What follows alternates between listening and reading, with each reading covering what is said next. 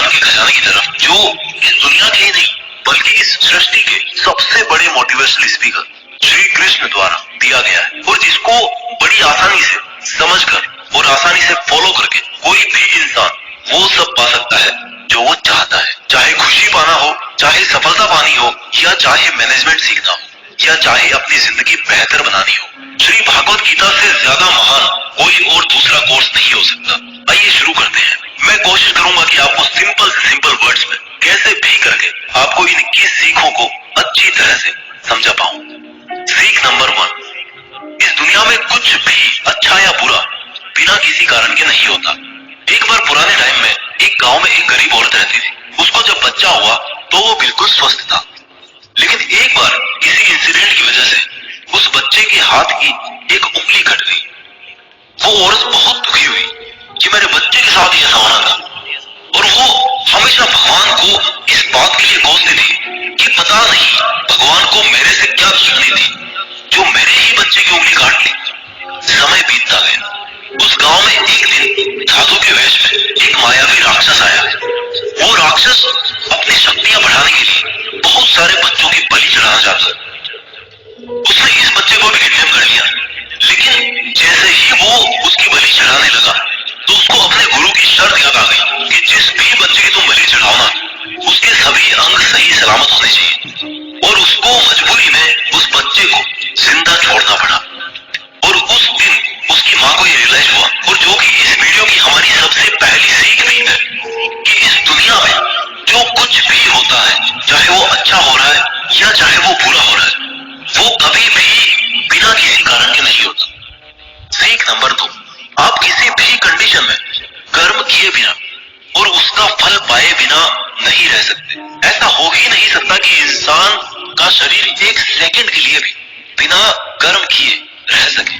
ऐसा हो ही नहीं सकता कि इस सृष्टि का एक कण एक सेकंड के लिए भी बिना किसी कर्म के रह सके। कर्म करना हमारे जीवन का अभिन्न हिस्सा है। अगर हम सोते भी है ना, तो हमारा दिमाग नहीं सोता है। हम सपने देखते हैं, सांस लेते हैं। हमारे शरीर के हर अंग में करोड़ों सूक्ष्म कण अपना काम करने में लगे रहते हैं। हम कर्म करने से कभी नहीं बच सकते, और ऊपर से भगवान ये भी बोलते हैं कि हमें किसी कर्म में बंद करके नहीं रहना चाहिए। कंफ्यूज हो गए ना आप?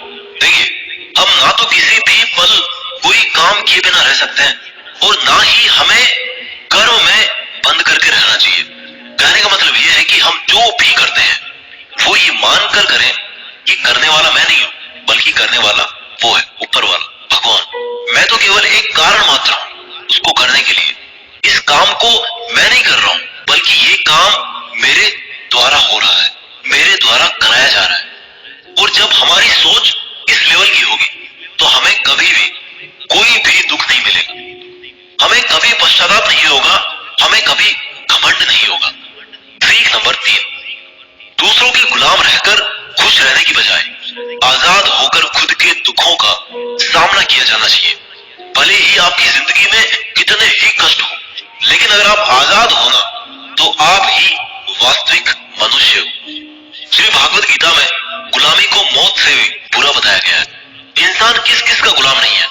वो अपने दिमाग का, अपने विचारों का गुलाम है। आज हम स्मार्टफोन के गुलाम हैं। कहीं काम कर रहे हैं तो किसी के गुलाम होकर काम कर रहे हैं। दूसरों का साथ लेना और दूसरों का गुलाम बनना, इसके बीच में एक हल्की सी लाइन, और इस लाइन के उधर आप चले गए ना, तो समझो आप गुलाम बन गए किसी के। और वो लाइन है सेल्फ रेस्पेक्ट।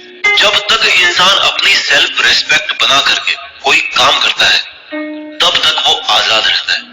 लेकिन जब वो किसी के सामने इतना गिर जाता है कि उसकी सेल्फ रेस्पेक्ट खत्म होने लगती है, तो उसकी लाइफ समस्याओं से घिर जाती है और वो गुलाम बन जाता है। इसलिए दूसरों के गुलाम रहकर खुश होने से अच्छा है कि आजाद होकर खुद की समस्याओं का सामना किया जाए। सीख नंबर 4, वासना, डिजायर, गुस्सा, एंगर और लालच, ग्रीड, ये तीनों नर्क के दरवाजे हैं। डिजायर्स, बिना किसी मकसद के तो हम जिंदगी जी नहीं सकते। देखो, और मकसद पूरा करने के लिए हमारे मन में डिजायर होना बहुत जरूरी है।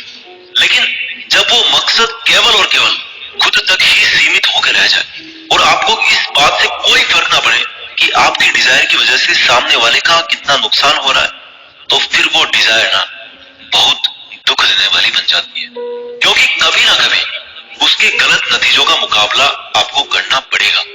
गुस्सा, गुस्से के बारे में क्या बोलूं? गुस्सा हमारे कमजोर होने का सबसे बड़ा सबूत है। जो इंसान बहुत ज्यादा गुस्सा करता है ना, वो बहुत ज्यादा कमजोर होता है। ठीक है, अगर किसी के अच्छे के लिए आपने गुस्से की एक्टिंग कर ली तो समझ में आता है, लेकिन ये क्या बात हुई कि बीपी हाई हो गया, आंखें लाल हो गई, पसीना आ गया, पूरे आउट ऑफ कंट्रोल हो गए।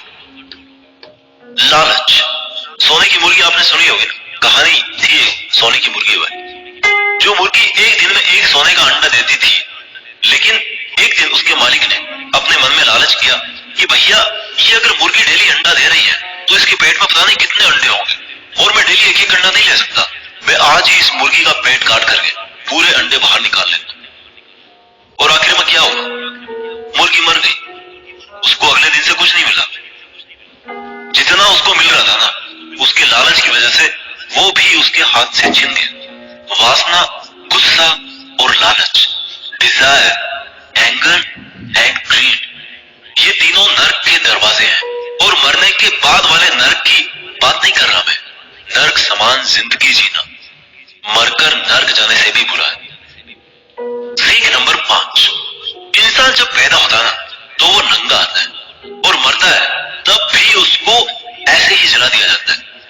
उसके साथ में कुछ नहीं जाता, वो कुछ नहीं लेकर जा पाता। जिंदगी में जो कुछ